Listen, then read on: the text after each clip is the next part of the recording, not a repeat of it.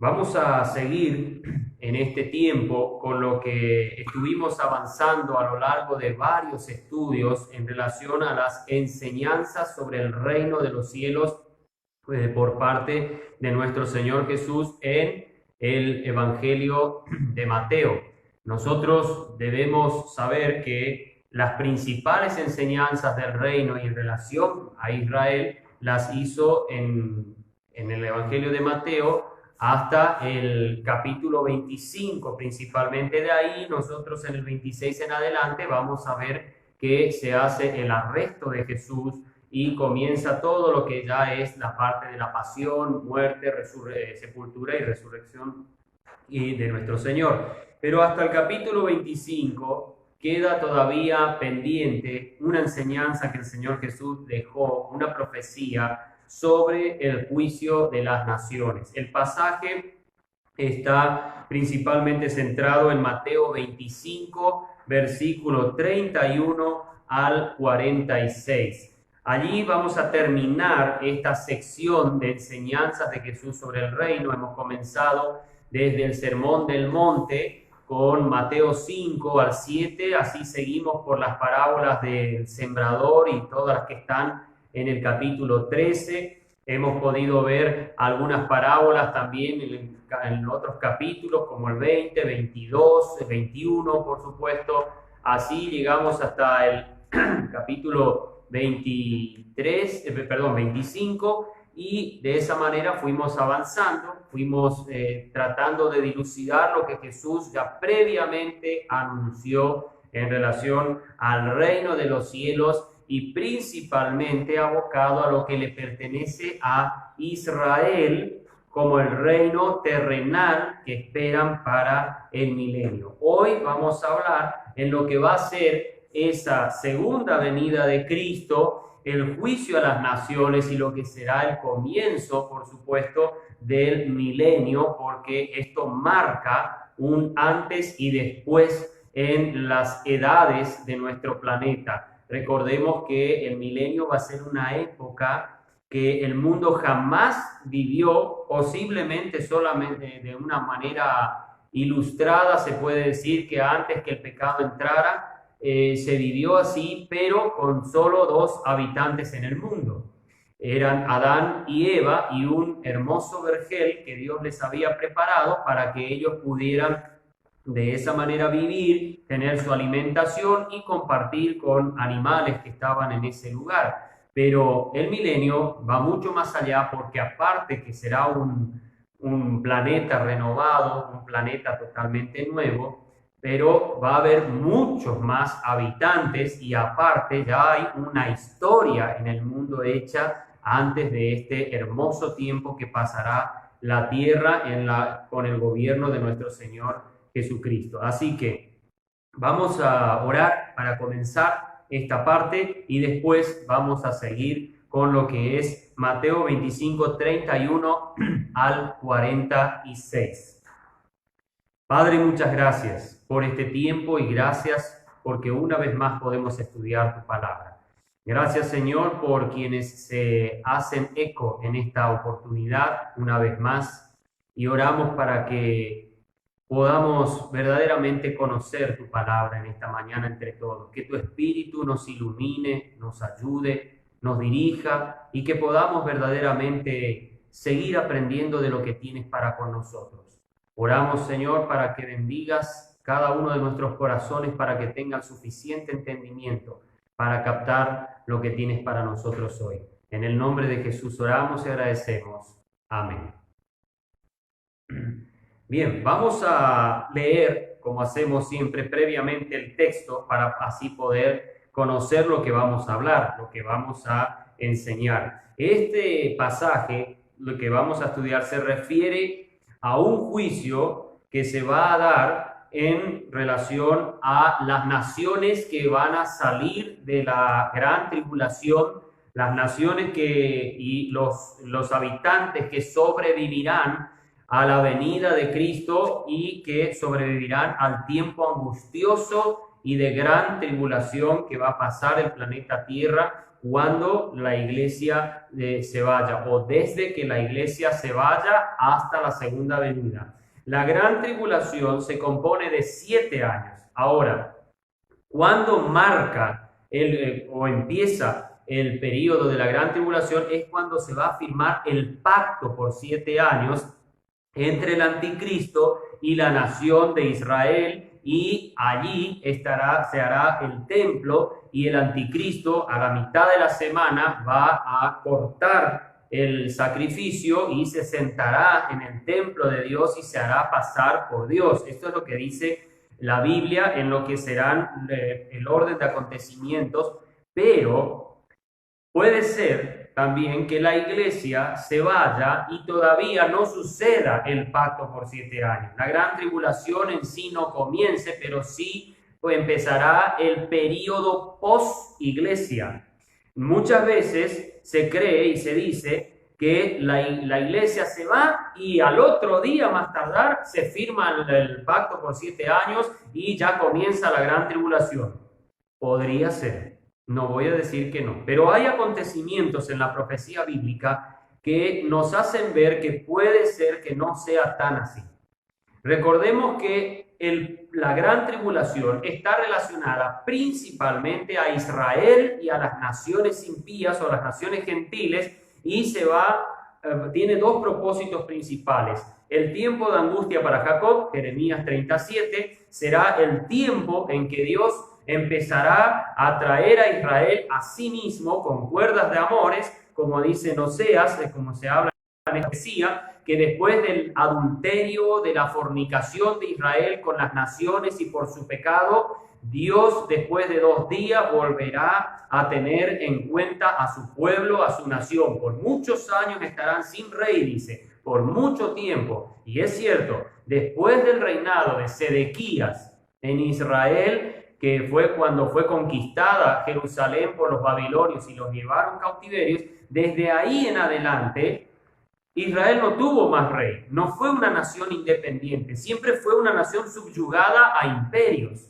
Y en el tiempo de Jesús no salía de eso. Ahora, el rey que viene después de que comenzó el cautiverio babilónico va a ser nuestro Señor Jesús cuando se instaure el milenio. El pasaje que nosotros vamos a estudiar tiene que ver justamente con esa intersección o ese nexo que se hace entre el fin de la gran tribulación y el comienzo del milenio, y se va a hacer previamente al comienzo este juicio y se juzgará, que ya vamos a ver qué.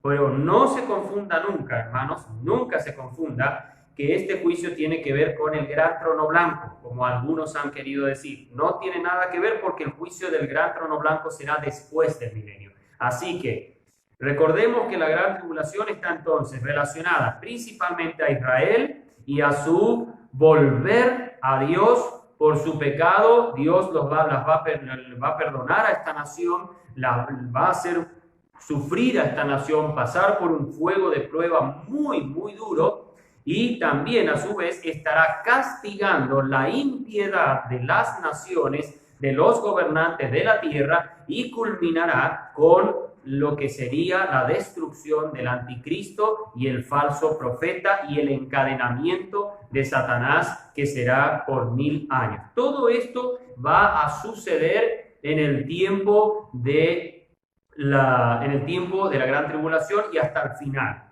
Ahora, Mateo 25, 31 hasta el 46 nos está hablando de un juicio que es muy importante que lo tengamos en claro, porque viene relacionado, por supuesto, a lo que vimos en la parábola de las 10 vírgenes y lo que vimos en la parábola de los talentos. Ahora, la parábola de las 10 vírgenes y de los talentos tiene mucho que ver con los ciudadanos israelitas de la última generación de los que viven desde la nación restaurada de Israel, desde que la higuera brotó.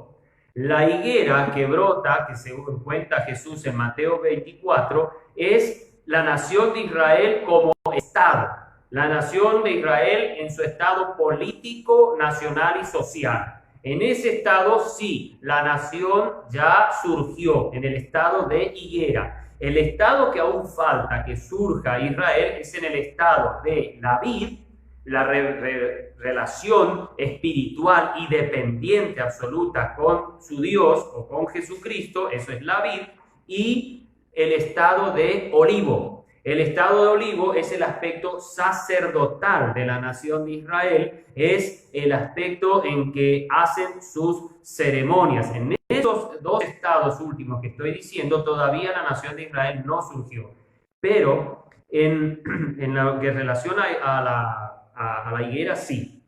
Ahora, cuando nosotros miramos, como hemos visto ya bastante detalladamente, en Mateo 25, del 1 hasta el 13, la parábola de las 10 vírgenes, y del 14 al 30, la parábola de los talentos, son los israelitas previos al arrebatamiento de la iglesia, la última generación. El reino de los cielos será, dice, tiempo futuro ya no es el tiempo que era en el tiempo de Jesús. El reino de los cielos es, como decía Jesús, sino será. Esa generación de israelitas, porque será previa al arrebatamiento de la iglesia, algunos por el conocimiento del evangelio serán parte de la iglesia, serán unidos a lo que es la iglesia compuesta por israelitas y gentiles, como dice Pablo en varias de sus cartas, que hacen un solo pueblo que se llama la iglesia. Ahora, también la parábola de los talentos habla de los israelitas que no van a entrar al arrebatamiento, o sea, no van a ser parte del arrebatamiento de la iglesia, pero van a conocer a Dios en el principio de la gran tribulación. Se darán cuenta que lo que aconteció era cierto, era real, lo que decía la Biblia y lo que decían los cristianos, y muchos israelitas religiosos van a verdaderamente darse cuenta que está llegando el tiempo difícil. Dice en la parábola de los talentos que cada uno recibió cierta cantidad de talentos y tenían que trabajar. Vimos que eran capacidades, eran quizás una posesión o posición material, social, de influencia que tenían y que iban a ayudar y colaborar y dar de alguna manera asistencia a sus hermanos, a sus connacionales. Bueno, hemos desarrollado ese tema en manera bastante, digamos, detallada en el estudio anterior, y ahora vamos a ver el papel también de los gentiles en la gran tribulación en relación a Israel, a la Israel perseguido, que principalmente donde entran los gentiles en auge para una colaboración o no hacia los israelitas que estarán sufriendo en muchos lugares del mundo, pero principalmente en Israel, va a ser en la segunda etapa de la gran tribulación, cuando Satanás será echado a la tierra, según vemos en Apocalipsis 12, cuando dice que hay de los moradores de la tierra, porque el diablo ha sido echado a la tierra y estará con furia. Pero la furia principalmente será hacia el pueblo de Dios, hacia Israel, a tal punto que Dios tendrá que operar en forma milagrosa, y en ese capítulo vemos que dice que vinieron como alas de águila. Recuerden que las alas de águila están principalmente relacionadas a Israel, no a la iglesia. La iglesia no espera nada aquí en la tierra. La iglesia no espera más que su ciudadanía celestial y el estar en el cielo, y allí será su habitación por la eternidad. Pero Israel está esperando, Israel, no los israelitas que pertenecen a la iglesia, me refiero a Israel nación, a la nación de Israel, no a los que han recibido a Cristo como Salvador, han creído en el Mesías y ahora son parte de la iglesia. Esos irán todos al arrebatamiento, en el arrebatamiento de la iglesia, no estarán en la gran tribulación, pero los que se queden. Y los israelitas entrarán otra vez en protagonismo con Dios y Dios los volverá. Pero será un tiempo de mucha persecución, y donde en la segunda parte el diablo realmente hará una persecución tan atroz que ni Hitler, ni el comunismo ruso o la URSS, ni ningún otro pueblo como los islámicos que han perseguido a los israelitas, ninguno de ellos ha hecho tanta matanza y tanta desgracia como lo hará el anticristo en la gran tribulación. ¿Por qué? Porque todos los antisemitas que hoy están en el mundo se unirán detrás del anticristo para perseguir a esta nación, para batallar contra esta nación, y será algo terrible. ¿Por qué me introduzco con todo esto? Porque esto es de lo que está tratando o va a empezar a tratar Jesús en Mateo 25, 31 al 46. Ese juicio a las naciones que se hará, será un juicio que él hará, como vamos a ver en el valle de Josafat, a veces se le llama el valle de Jezreel, y en el Nuevo Testamento se le llama el Armagedón, el lugar de Armagedón. Entonces, en ese lugar va a suceder, ya lo vamos a ver, y vamos a leer entonces rápidamente lo que dice esta sección para poder un poquito orientarnos en qué está hablando el Señor Jesús. Y cuando el Hijo del Hombre venga en su gloria y todos los santos ángeles con él, entonces se sentará sobre el trono de su gloria y serán reunidas delante de él todas las naciones y apartará los unos de los otros como aparta el pastor las ovejas de los cabritos, y pondrá las ovejas a su derecha y a los cabritos a la izquierda. Entonces el rey dirá a los que están a su derecha: venid, benditos de mi Padre, heredad el reino preparado para vosotros desde la fundación del mundo. Porque tuve hambre y me disteis de comer, tuve sed y me disteis de beber, fui extranjero y me recogisteis, estuve desnudo y me vestisteis, estuve enfermo y me visitasteis, estuve en la cárcel y vinisteis a mí. Entonces los justos le responderán diciendo: Señor, ¿cuándo te vimos hambriento y te sustentamos, o sediento y te dimos a beber? ¿Y cuándo te vimos extranjero y te recogimos, o desnudo y te visitamos? ¿Y cuándo te vimos enfermo o en la cárcel y vinimos a ti? Él respondió, y respondiendo el rey les dirá: de cierto os digo que en cuanto a lo hiciste a uno de estos mis hermanos pequeñitos, a mí lo hiciste. Entonces dirá también a los que están a la izquierda: apartaos de mí, malditos, al fuego eterno preparado para el diablo y sus ángeles. Porque tuve hambre y no me disteis de comer, tuve sed y no me disteis de beber, fui extranjero y no me recogisteis, estuve desnudo y no me visitasteis, enfermo y en la cárcel y no vinisteis. Entonces también ellos responderán, diciendo: Señor, ¿cuándo te vimos hambriento o sediento, o extranjero, o desnudo, o enfermo, o en la cárcel, y no te servimos? Entonces les responderá diciendo: de cierto os digo que en cuanto no lo hiciste a uno de estos pequeñitos, tampoco a mí lo hiciste. E irán estos al castigo eterno y los justos a la vida eterna. Ambos relatos, ambas parábolas antes de este juicio de las naciones siempre terminaban con una salvedad de vida, no de castigo eterno, pero en el caso de este juicio de las naciones sí. Los que no hicieron algo, recordemos que acá se está hablando de las naciones, se está hablando de los pueblos gentiles que hicieron o no algo por los israelitas de la gran tribulación. Gente que podía haber obrado o no, pero lo hicieron o no lo hicieron. Vamos entonces a un poco describir lo que nos quiere decir el Señor en esta parte. Si hay un tiempo en que podremos ver la aplicación de la justicia divina en un comienzo, será esta, cuando se manifieste en su segunda venida el Señor. Allí comenzará la nueva era en este mundo con este juicio, y así dará apertura al milenio.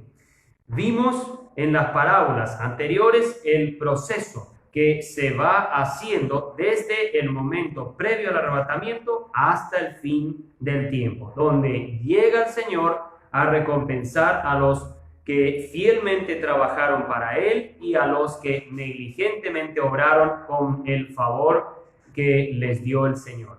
A través de la parábola de los talentos, vimos el grupo de israelitas a quienes en la gran tribulación el Señor dotará de capacidades especiales para ayudar a sus hermanos y darles refrigerio dentro del tiempo difícil que vivirán. Este juicio se dará en el valle de Josafat, según vemos en Joel, y está profetizado este juicio también en Ezequiel 20, 33 al 38. Vamos a ver Joel 3, 1 y 2. Allí vamos a ver lo que decía el Señor a través de su profecía a este profeta antiguo testamentario. Y dice lo siguiente, versículo 1 y 2. Porque he aquí, en aquellos días y en aquel tiempo en que haré volver la cautividad de Judá y de Jerusalén, reuniré a todas las naciones y las haré descender al valle de Josafat, y allí entraré en juicio con ellas a causa de mi pueblo y de Israel mi heredad, a quienes ellas esparcieron entre las naciones y repartieron mi tierra, y echaron suerte sobre mi pueblo, y dieron los niños por una ramera, y vendieron las niñas por vino para beber. Bueno, paramos aquí, leí hasta el 3, agregué un versículo más a lo que dije. Ahora, fíjense que más o menos unos 760, 780 años antes del nacimiento de Cristo, estamos hablando de cercanamente a 2800 años, 2780 años atrás de nuestra historia presente, ya Joel había profetizado el día y que llegaría un juicio después que el pueblo de Israel sufriría un montón de atrocidades, y ese juicio a esas naciones gentiles se daría en el valle de Josafat. Ese valle a veces se lo llama el valle de Jezreel y también se le llama el Armagedón en Apocalipsis 16, 16. Ahora, si nosotros vamos me había olvidado, quiero leer también Ezequiel, capítulo 20, versículo 32 al 38. Yo les había dicho 33, pero conviene leer el 32 también para entrar en contexto. Y dice: y no ha de ser lo que habéis pensado, porque vosotros decís, seamos como las naciones, como las demás familias de la tierra, que sirven al palo y a la piedra. Esto pasó en la historia previa al cautiverio babilónico de Judá, pero también de alguna manera está pasando hoy. Porque Israel hoy no es la tierra santa. Muchos dicen, sí, es la tierra santa de Jerusalén, la tierra santa de Israel. Sí, es la tierra de Dios, es la tierra, pero hoy no está santa. Cuando no hay templo en la tierra de Jerusalén, cuando no hay en la tierra de Israel templo en donde se adora a Dios, no hay santidad. Y no habrá santidad en esta tierra hasta que venga el Señor Jesús. Hoy Israel vive, repito, como la higuera, no está todavía también en el estado de la vid y en el estado de olivo. Aún no ha llegado, porque eso recién ellos llegarán cuando se presente o venga en su segunda venida el Señor Jesucristo, venga el Rey. Cuando este juicio ya termine, ahí entrará Israel a ese estado de la vid, dependencia totalmente del Rey de Reyes y Señor de Señores, y también en su aspecto espiritual también, y entrará al estado de olivo con el sacerdocio santo que se dará en el milenio, que Ezequiel también lo da en los capítulos 40 al 48, todo lo que será el templo milenial, y en los capítulos 43, 46 principalmente, se habla de lo que va a ser el sacerdocio y los sacrificios en el milenio. No es nuestro tema hoy, pero ya en otro momento lo vamos a dar. Pero en relación a la nación de Israel, esto sucederá y ellos serán restaurados en los tres aspectos. Higuera, que ya están restaurados, pero también serán restaurados en el aspecto de la vid y en el aspecto del olivo. Así que ahora leamos el 33, que relaciona lo que estamos estudiando en Mateo 25. Vivo yo, dice Jehová el Señor, que con mano fuerte y brazo extendido y enojo derramado he de reinar sobre vosotros, y os sacaré de entre los pueblos, y os reuniré de las tierras en que estáis esparcidos con mano fuerte y brazo extendido y enojo derramado, hablando del tiempo de la gran tribulación y de lo que tendrá que pasar por Dios también el pueblo de Israel. Y os traeré al desierto de los pueblos y allí litigaré con vosotros cara a cara, como litigué con vuestros padres en el desierto de la tierra de Egipto. Así litigaré con vosotros, dice Jehová el Señor. Os haré pasar bajo la vara y os haré entrar en los vínculos del pacto. Y apartaré de entre vosotros los rebeldes y a los que se rebelaron contra mí. De la tierra de sus peregrinaciones los sacaré, mas a la tierra de Israel no entrarán, y sabréis que yo soy Jehová. Hay que entender una cosa. Hoy todos los pueblos entran a la nación de Israel. Todos los pueblos hoy están y hacen lo que quieren en Israel. Van, hacen sus reuniones de oraciones y un montón de cosas que tratan de hacer como para justificar un montón de cosas. Quizás tienen a una nación como un fetiche religioso, la tienen como un ídolo, algunos a esa nación. Y con todo lo que se pueda decir, con todo lo que se pueda hacer, es importante, hermanos, que entendamos que nosotros debemos saber que hoy la nación de Israel o la tierra de Israel no es santa, pero será santa a partir de este momento cuando Cristo venga y pose sus pies sobre el monte de los olivos. Es importante entender que este juicio ayudará a de una vez por todas disipar todo lo malo de Israel, sacará todo lo que las intenciones malas e incongruentes que hicieron las naciones hacia el pueblo de Israel, hacia Dios y hacia el Hijo de Dios, el Rey único y verdadero que habrá en el milenio. Dice el versículo 31 y 31, y cuando el Hijo del Hombre venga en su gloria y todos los santos ángeles con él, entonces se sentará sobre el trono de su gloria. Al parecer, cuando ponga fin a las guerras y con la palabra de su boca, con esa espada, dice Apocalipsis 19, que sale de su boca, va a destruir a sus enemigos. No es que Jesús va a ponerse a pelear y a hacer espada con escudos y demás con los ejércitos del anticristo. Sencillamente, Él hablará y será suficiente. Acuérdense, siempre cito este pasaje para dar ejemplo y para que también nosotros podamos saber el poder de la palabra de Cristo. Cuando Jesús iba a ser arrestado en Juan 18, versículo 6, si ustedes van y miran en esa ocasión, cuando Él pregunta, ¿a quién buscáis? Y ellos dicen, a Jesús Nazareno. Y Él dice, yo soy. Y dice que todos retrocedieron a tierra y cayeron. Retrocedieron y cayeron a tierra, mejor dicho. Todos cayeron. Con solamente Él dijo dos palabras, yo soy.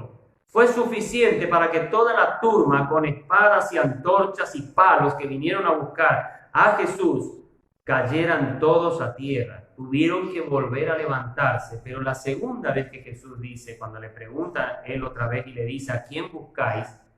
Y ellos dijeron, a Jesús Nazareno, ahí ya no cayeron. Él dijo, yo soy, pero no cayeron. ¿Por qué? Porque Cristo ya habló como el hombre nomás. Pero cuando había hablado la primera vez, habló como rey, habló como Dios. Y ante la voz de Dios, nadie puede quedar inocente ni fácilmente de pie. ¿Por qué? Porque ante su voz todopoderosa se hacen las cosas, la creación y todo lo que hay y lo que existe, invisible y visible, todo se hace por la palabra de su poder. Cuando el anticristo esté con las naciones reunidas en Armagedón para poder luchar, porque saben que ya es la hora de la venida del Hijo del Hombre, él con una sola palabra, palabras va a destruir a todos esos ejércitos. Así es el poder de Cristo ahora a la diestra de Dios Padre. Él volvió a ser Dios. Recuerden a Ezequiel, se inclinó cuando empezó a hablar Cristo con él en el Antiguo Testamento. Daniel lo mismo, cuando vio al que era semejante al Hijo del Hombre, se postró y perdió sus fuerzas. Hermanos, no creamos que hoy Cristo es sencillamente un pedazo de yeso y un cuadrito que tengamos con un Jesús sufriente. Ese Jesús no existe más. Ese Jesús no está más hoy. Pablo mismo dice en 2 Corintios 5:16, si conocimos a Jesús en la carne, no lo conocemos más así. El Jesús que se sentará en un trono especial que estará en el valle de Josafat para juzgar a todas estas naciones no será un Cristo cualquiera. Cuidado aquí. Comienza esta sección con la venida del Rey. Obviamente es el Señor Jesús. La parábola de las 10 vírgenes terminaba diciéndoles a las insensatas: velad, pues porque no sabéis el día ni la hora en que el Hijo del Hombre ha de venir. Versículo 13 de Mateo 25. Esa hora ha llegado, el Hijo del Hombre ha llegado para poner fin a las devastaciones de la gran tribulación. Daniel 9:26. El Señor vendrá acompañado de sus santos ángeles. Esto es importante tener en cuenta que los ángeles siempre actúan en relación a los israelitas en los tiempos finales.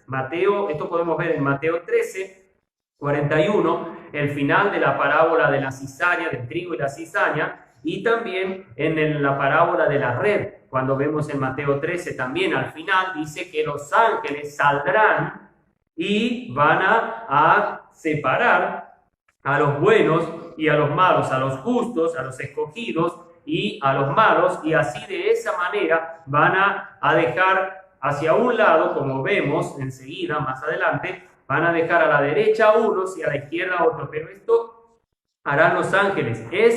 Esto de que van a dejar a la derecha y a la izquierda, lo van a hacer los ángeles, pero tiene que ver principalmente con la segunda venida, no con el arrebatamiento.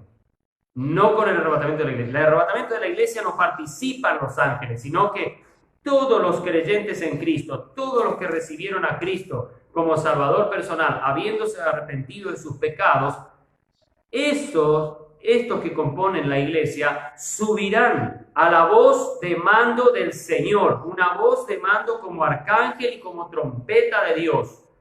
A esa voz subirán a la presencia y se encontrarán con el Señor en el aire. El Señor no va a llegar a la tierra. Todos desaparecerán de este planeta y se irán y se encontrarán con el Señor en el aire, y nadie verá en ese momento al Señor venir por su iglesia, sino solo lo que verán es la desaparición, o mejor dicho, no verán más a muchos que conocían. Incluso los llamarán por teléfono, sabiendo que eran cristianos, sabiendo que eran creyentes en Cristo, hasta llamarán hoy, como usamos la tecnología, teléfono o lo que sea, llamarán y dirán, y el teléfono sonará quizás nomás, y sonará, y sonará, y sonará, y no está. Y ahí quedará. Hay una gran diferencia entre el arrebatamiento de la iglesia y cómo sucede y con la segunda venida de Cristo. La segunda venida de Cristo es la que será en gloria y todo ojo le verá, dice Jesús en Mateo 24. Todo ojo le verá. Como sale el relámpago del oriente al occidente, así será la venida del hombre. Bueno, de esa manera, en el arrebatamiento de la iglesia no va a haber ni un relámpago, no va a haber ningún tipo de gloriosa manifestación, solamente la desaparición de millones de personas en un microsegundo en el mundo. Eso es todo lo que pasará, y de ahí comenzará una época dificilísima para el mundo. Al principio parece que todo va a ir bien, en la primera etapa de la gran tribulación, en el primer tiempo de la gran tribulación, cuando Israel va a estar haciendo su templo, van a estar todos trabajando juntos, va a empezar a venir una paz, la economía va a mejorar un montón, las religiones todas se van a unir, van a estar contentos, todos, no hay diferencia, todos van a estar bien, después que la iglesia se vaya. Pero eso solo será quizás por 3 años y medio. Después de esos primeros 3 años y medio, cuando el anticristo se siente en el templo que construirán los israelitas en la gran tribulación y se haga pasar por Dios, y también después va a empezar a blasfemar contra todo lo que es Dios porque va a querer adoración absoluta para Él, ahí comenzará el peor tiempo que el mundo jamás vio. Ahí vendrá la marca de la bestia, ahí vendrán un montón de cosas que la Biblia habla y hace ver que quien no tenga no podrá ni comprar ni vender, y así, por supuesto, muchas otras cosas. No tendrán salud y no tendrán un montón de cosas más. Así que en el caso de lo que está hablando el Señor Jesús, que el Hijo del Hombre venga en su gloria y todos los santos ángeles con él, entonces se sentará sobre el trono de su gloria. Versículos 32 y 33 dice, y serán reunidas delante de él todas las naciones, y apartará los unos de los otros, como aparta el pastor las ovejas de los cabritos. Y pondrá las ovejas a su derecha y los cabritos a la izquierda. Bien. Ahora son reunidos y separados por los ángeles todas las naciones delante del rey. Esta reunión es para juzgar el comportamiento de los que sobrevivan a la gran tribulación. No es el juicio, como dijimos, del gran trono blanco. No se debe confundir el último. Será después del milenio, serán puestos ahora a la derecha los considerados ovejas y a la izquierda los cabritos. La derecha siempre es un lugar de honor, una posición especial. A la izquierda, todo lo contrario. Ahora, es importante aquí también rescatar algo. Se separarán las naciones, pero dentro de esas naciones también se van a apartar. Por ejemplo, de una nación como Brasil, de Uruguay, saldrán todos los que serán, acá como dice la palabra, serán ovejas y los que serán cabritos. Ahora no se dice cuántos serán ovejas y cuántos serán cabritos. Personalmente creo que las ovejas serán mucho menos. Porque ¿qué van a hacer? ¿Cuál va a ser el cuestionamiento y cuál va a ser el juicio aquí de parte de Jesús o de el rey en relación a estas naciones? Es que ¿qué hicieron con los israelitas, principalmente en la última etapa de la gran tribulación? Que va a ser donde la persecución va a ser total a Israel. Tendrán que huir, tendrán que escapar por todos los medios a donde puedan, porque el anticristo va a eliminar y matar a todos los que pueda, porque va a querer instaurar su reino, pero de un reino gentil, no israelita. No quiere, porque hay algo que el diablo sabe, y esto va a lo largo de toda la historia del cristianismo. Desde que comienza el cristianismo, el diablo sabe que si lograra, no lo va a poder hacer, pero si lograra destruir a la nación de Israel y no quede un solo israelita más en el mundo, entonces toda la palabra de Dios queda echada por tierra.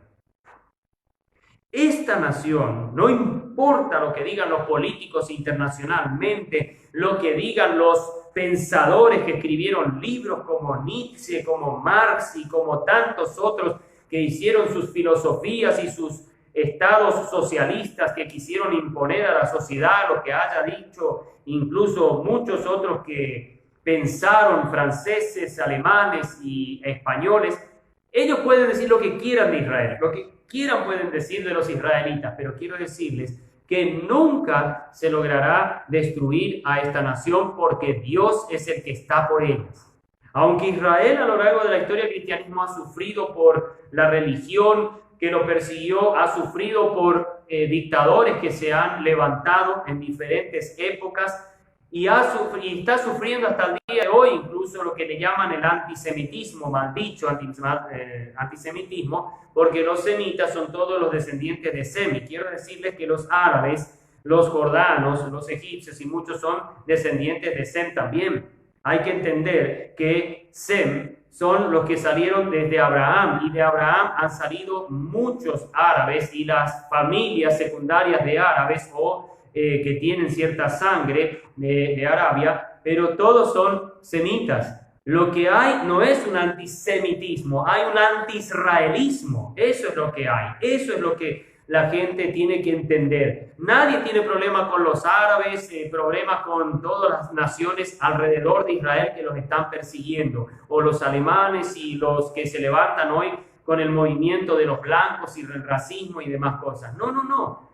Ellos no son antisemitas, son anti-israelitas, antijudíos. Eso sí puede ser. Y ese es el problema grave. Entonces, los que serán ovejas serán puestos a la mano derecha del rey y ellos van a tener el honor de estar en un lugar que quizá no van a saber por qué les pusieron ahí. Ellos sinceramente, no sé si por lástima o por ver que hay una injusticia total hacia la nación de Israel, lo que se están haciendo, lo que van a empezar a hacer es lo que dice ya en los versículos subsiguientes. Versículo 34 dice algo interesante. Entonces el rey dirá a los que estarán a la derecha: venid benditos de mi Padre, heredad el reino preparado para vosotros desde la fundación del mundo. A los de la derecha les dice el rey: venid benditos de mi Padre. Venid, venid. Es algo increíble con lo que reconoce el Señor a los de la derecha. Los llama benditos del Padre. Al parecer, todos los que estén en este grupo no serán la mayoría, como la historia nos muestra a lo largo de las edades. Los que tuvieron en cuenta ayudar a los israelitas en la historia siempre fueron pocos, pero en el caso de la gran tribulación, los gentiles de este tiempo obrarán a un riesgo de su vida muy grave, porque la tecnología de espionaje y seguimiento que habrá en ese tiempo, como lo hay hoy si se quiere, será muy sofisticada y eficaz. El Señor valorará ese riesgo y les dará un título: benditos del Padre, y les dará una heredad, un lugar especial donde estarán con Él, en cercanía al reino. A su vez, es un plan de recompensa que se tenía en cuenta desde la fundación del mundo. Será un honor grandioso que se les dará por lo que hicieron a riesgo de perder la vida. Recordemos que el anticristo contará con toda la tecnología existente hoy y posiblemente que todavía queda por descubrir hasta que la iglesia se vaya. Pero hay otra cosa que tendrá el anticristo. Recuerden que de alguna manera el anticristo es el Satanás encarnado. Que aunque va a ser un hombre el anticristo, sí va a ser un hombre, y no crean en todas esas cosas que dicen por ahí en las noticias, que el anticristo va a ser una computadora gigante, que la bestia es un satélite que hace imágenes holográficas de hombres, de mujeres, que esa es la bestia. No. El anticristo va a ser un hombre, un varón, va a ser y se va a levantar como una persona que posiblemente será muy conocida y muy renombrada, que quizás ya existe hoy. Quizás ya está hoy en medio de nosotros y está en medio de la política internacional, del nuevo orden mundial, del Club Bilderberg, de los Illuminati, masones y todo lo que quieran poner estas fuerzas misteriosas que hay hoy en día. Sí, está bien, déjenle que ellos hagan lo que quieran, no hay problema. Dios se encargará de ellos. Nosotros tenemos que luchar por la predicación del Evangelio, pero todas estas organizaciones que existen, todos ayudarán de alguna manera al anticristo, pero también hay algo que debemos entender, que el anticristo tendrá a su merced todo el ejército demoníaco. Y los demonios no tienen limitación de paredes del tema de lo que es también entrar a diferentes ambientes. Entonces el espionaje será terrible, tremendamente terrible, porque aparte de la tecnología que hay, también va a haber entes espirituales de maldad que estarán todo el tiempo hostigando y de alguna manera también observando a aquellos que en lo más mínimo sean infieles al gobierno del anticristo.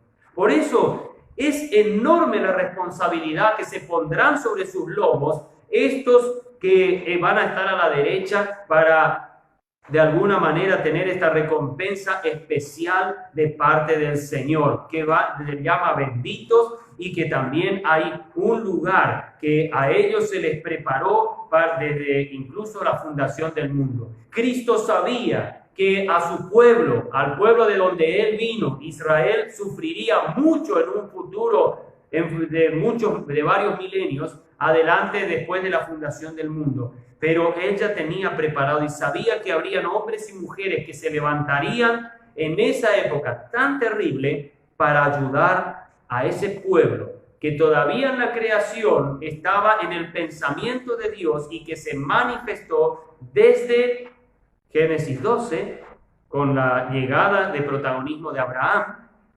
hasta el fin del Antiguo Testamento y a lo largo de la historia. Israel sigue siendo el pueblo de Dios y Dios lo va a bendecir en su momento y le dará un estado glorioso y será capital de naciones. Es importante, hermanos, que nosotros esto lo podamos de alguna manera, no sé si usar la palabra imaginar porque queda como que muy vago esto, pero tratemos de lograr captar, comprender lo que significará el riesgo de vida que tendrán estos que van a estar a la derecha, estos que van a ser considerados ovejas. Vamos entonces al versículo 35 al 40, y acá se está hablando de algo y el por qué.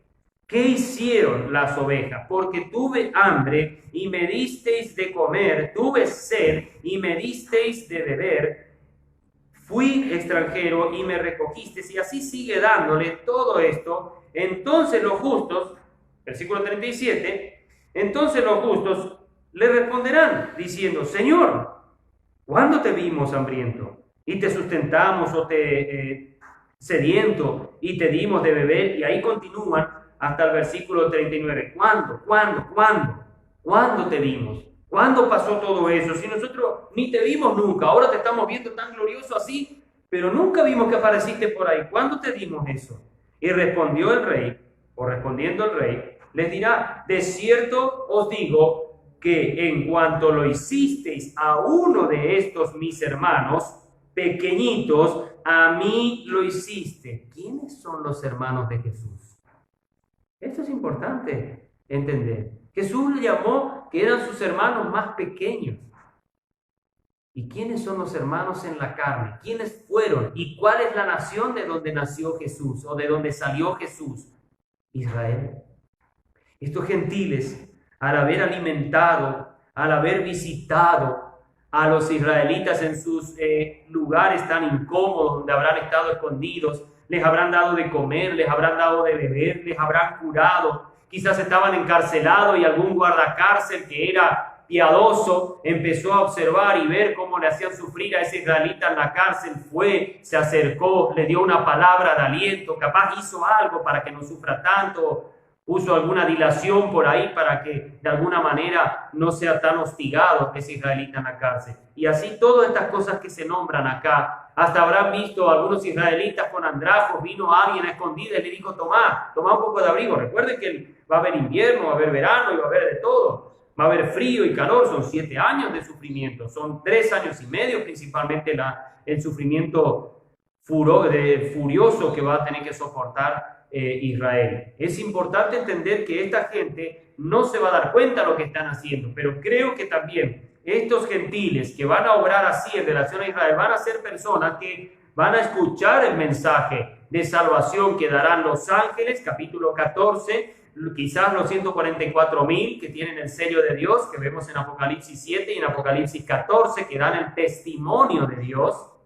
Y van a haber muchos israelitas también que van a conocer la verdad del Evangelio en ese tiempo tan duro y difícil y van a predicar a quienes puedan hablar. Estos gentiles van a escuchar esas cosas, van a saber de esas cosas y recibirán a Cristo como Salvador. Verdaderamente entenderán que la salvación viene de Dios y por Cristo. Se darán cuenta después, va a ser tarde. Y estos cristianos nuevos en la gran tribulación, se darán cuenta que todo lo que Dios decía en las profecías y lo que Jesús enseñó en los evangelios sobre lo que es el sufrimiento de Israel, entenderán y comenzarán a ayudar. Posiblemente este pasaje de Mateo 25 se revivirá en el pensamiento de muchos gentiles y se darán cuenta que a los israelitas hay que ayudarlos. Hay que hacer algo por ellos. Hay que darles. Cuando nosotros vamos a Hebreos capítulo 2, versículo 11 y 12, dice, porque el que santifica a los que son santificados, de uno son todos, por lo cual no se avergüenza de llamarlos hermanos, diciendo, anunciaré tu nombre a mis hermanos, en medio de la congregación te alabaré. Una profecía que cita el autor de los Hebreos del Antiguo Testamento en relación a Israel, porque donde anunció Jesús, donde anunció el Evangelio, donde anunció la palabra de Dios, donde testificó de Dios, en la congregación de Israel, porque Él no salió a las naciones gentiles, solo en Israel se movió en su ministerio y en sus enseñanzas. Los hermanos de Jesús de nación son los judíos y los israelitas, principalmente la tribu de Judá. Pero Él no se avergüenza de ellos, a pesar de lo que los israelitas a lo largo del cristianismo hicieron, con todo el rechazo que hicieron, no tiene vergüenza de ellos, sino más bien al contrario, vela por ellos y cierto que los castiga a través de la historia, pero en este tiempo, cuando Él verdaderamente vendrá como el Redentor amante, que tratará de volver el corazón de los israelitas hacia Él, y por esa respuesta que los israelitas van a darle a Él, serán perseguidos, porque el anticristo se dará cuenta que no podrá contar más con ellos, que ahora ellos entendieron que el anticristo es un engañador y que es un impostor que se ha pasado por Mesías, pero no es el Mesías. Y aquí es donde nosotros tenemos que abrir bien los ojos, porque ahí comenzará Israel a sufrir lo que jamás en su historia ha sufrido. Bueno, no repetiré demasiado esto, pero quiero que no se nos olvide por qué serán recompensados en una manera tan hermosa estos que están a la mano derecha. Bueno, nos queda todavía algo que casi se repite, pero todo al revés, en el versículo 41 en adelante. Ahí nosotros hasta el 46 vemos, entonces dirá también a los que están a la izquierda, apartaos de mí, malditos al fuego eterno preparado para el diablo y sus ángeles, porque tuve hambre y no me disteis de comer, tuve sed y no me disteis de beber, fui extranjero y no me recogisteis, tuve desnudo y no me vestisteis, enfermo y en la cárcel y no me visitasteis. Aquí se está hablando de los israelitas en Israel y los que estarán en otras naciones, por eso dice fui extranjero y no me visitasteis. Acuérdense lo que leímos al principio en Ezequiel capítulo 20, versículo 32 al 38, que Él le traerá en este tiempo por medio de los ángeles, traerá a todos los israelitas a Israel. Recuerden que los israelitas no solo serán perseguidos en Israel, sino también serán perseguidos en las otras naciones.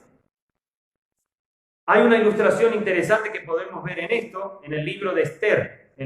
Estaban los israelitas en la capital del reino, en Susa, y estaban los israelitas que vivían en el reino, o sea que estaban fuera de la capital del reino, y estos israelitas lo que hacían era vivir su vida, hacer todo, pero cuando salió el edicto de Amán, que odiaba a los judíos, él hizo un edicto que no sufran solo los israelitas que estaban en la capital del reino, en Susa, sino en las 127 provincias, en todas esas que se maten a todos los israelitas. De alguna manera ese libro de Esther nos ilustra lo que el anticristo, que podría ser acá ilustrado por Amán, el anticristo hará hacia ellos y los perseguirá. Y estos que están a la izquierda no le van a ayudar en nada. Al contrario, seguirán un pensamiento amánico. Me refiero a Amán. Seguirán un pensamiento amánico, verdaderamente seguirán el pensamiento y la ceguera y la locura de furia del anticristo, y en vez de ayudar a los israelitas, los entregarán, no les ayudarán en nada, no les importará nada, y dirán que sean destruidos mejor, así vivimos más tranquilos. Un pueblo menos y bocas menos que alimentar. Porque ¿qué pasa? Cuando venga la persecución, los israelitas van a ser, para el pensamiento de las naciones, para los gobernantes del mundo, los israelitas eran parásitos sociales. ¿Para qué alimentar a esos millones si podemos sacarlos de encima? Porque recuerden que la hambruna va a ser grande en la gran tribulación. Acuérdense cuando llega el caballo negro, que va a sacar el trigo, el pan y muchas cosas. Cuidado porque viene el hambre con él. El caballo amarillo va a traer la peste, va a traer la muerte. Muchos morirán de hambre porque los juicios de Dios que se van a ir derramando entre el capítulo 8 y capítulo 9 van a destruir la tercera parte de todos los cultivos, de los árboles, de las aguas. Y cuanto menos israelitas quede, mejor, porque así hay más para nosotros. Estos son los alrededores de todo esto que está pasando acá entre los de la izquierda y la derecha, y la ayuda que brindarán o no brindarán a los israelitas. Estos de la izquierda se les dice que sean apartados, dice los que estarán a la izquierda, apartaos de mí, malditos al fuego eterno preparado para el diablo y sus ángeles. Estos no tienen opción. No hay más rescate para ellos. Morirán, irán al castigo eterno, donde irán también el diablo y sus ángeles. Qué interesante que acá se les dice que ellos van a llegar primero. Pues está preparado para el diablo y sus ángeles, pero no se dice nada que el diablo irá todavía.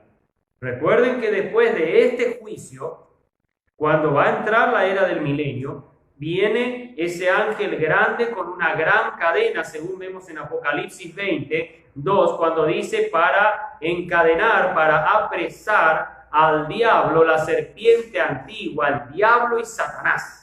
O sea, todos los títulos del diablo están ahí, en ese versículo 2 del capítulo 20 de Apocalipsis. Por eso, son varios eventos, pero este juicio de las naciones se da entre la gran tribulación, final de la gran tribulación, y lo que es el milenio. Este juicio comienza con la segunda venida de Cristo, y antes de entrar ya a la era maravillosa del milenio, se hace este juicio, se le da el lugar de honor y de alegría a los de la derecha, a los que son ovejas, y a los de la izquierda se los quita y se los manda al castigo eterno. Un fin muy triste por el simple hecho de odiar a los israelitas. No estoy diciendo, hermanos, no estoy diciendo que los israelitas son todos buenos. No. Hoy en día hay muchos israelitas que se comportan mal, que las cosas no las hacen bien. Dios a su tiempo se encargará de ellos, y creo que lo que viene para ellos en la gran tribulación, y no todos los israelitas en la gran tribulación realmente escucharán la voz de su rey, de su Cordero, de Dios. No van a hacer para nada caso de lo que digan. Muchos israelitas tristemente también morirán, también perecerán, más hacia el castigo eterno que hacia lo que será la gloria eterna en el reinado. Por eso es importante que nosotros entendamos esto, porque si no vamos a confundir mucho los tantos. Los israelitas hoy no son todos buenos, es cierto, pero eso no quiere decir que ellos no sigan siendo el pueblo escogido de Dios. Las naciones pueden decir todo lo que quieran de ellos, pero sepa tal nación que diga algo y que hable, que haga algo en contra de esta nación, Jehová no dará por inocente a los culpables, jamás a los que toquen a su pueblo. Termina diciendo el versículo 46, e irán estos al castigo eterno y los justos a la vida eterna. Que Dios nos ayude a seguir hablando a otros de Cristo, y que Dios quiera que quizás muchos que escuchan estos mensajes no sean parte de esos que irán al castigo eterno, sino que sean esos benditos del Padre, que van a ir a un lugar ya preparado desde antes de la fundación del mundo para poder estar en la gloria con el Señor. Que Dios realmente pueda ayudarnos como iglesia a hablar a otros de Cristo, y que pueda ayudar a muchos todavía, que aunque no entienden todas estas cosas a claridad, pero que vayan a los pies de Cristo, reciban a Cristo como Salvador personal y verdaderamente lo tengan no solo como su Salvador, sino también como su Señor. Que Dios bendiga a todos y que podamos verdaderamente gozarnos en lo que espera a futuro a la iglesia y a Israel. Padre nuestro, gracias por tu palabra una vez más y por lo que ella nos ha enseñado en este tiempo. Pedimos que nos bendigas y nos ayudes siempre a recordar tus enseñanzas y guardarlas en nuestro corazón. En el nombre de Jesús, amén.